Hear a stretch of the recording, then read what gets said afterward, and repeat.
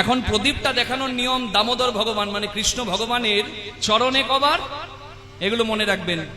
আরতি যখন করবেন কবার, চরণে 4 বার, নাভিতে কবার, না চরণে কবার 4 বার, নাভি আর বক্ষে কবার 2 বার, বদনে কবার, মুখে কবার 3 বার। কত হলো?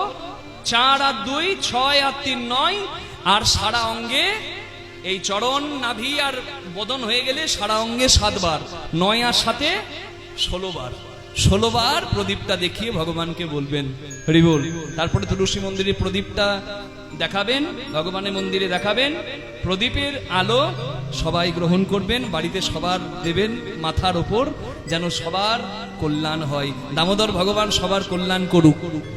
আমি কটা বলেছি কারণ মনে আছে? 5টা কাজের মধ্যে কটা বললাম? কি ভাই কটা বলেছি? 4টে। এমন ভাবে শুনতে হবে যেন মুখস্থ হয়ে যায়।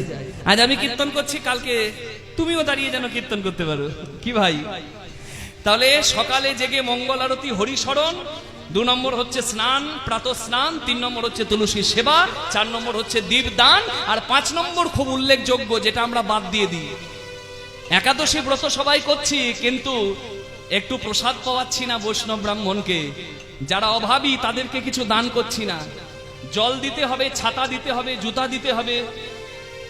যাদের অভাব, যাদের বস্ত্র নাই তাদেরকে বস্ত্র দিতে হবে। অভাবীকে দান করতে পারলে ব্রতের গুণ বেড়ে যায়, সেটা একাদশী ব্রত হোক কিংবা দামোদর ব্রত হোক।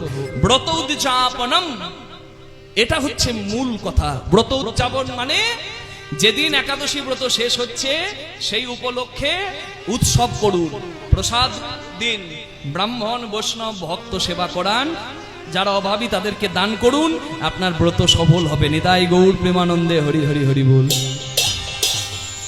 বেগুন, পটল, মাসকলাই, বরবটি, শিম এগুলো কিন্তু কার্তিক মাসে কেউ গ্রহণ করবেন না।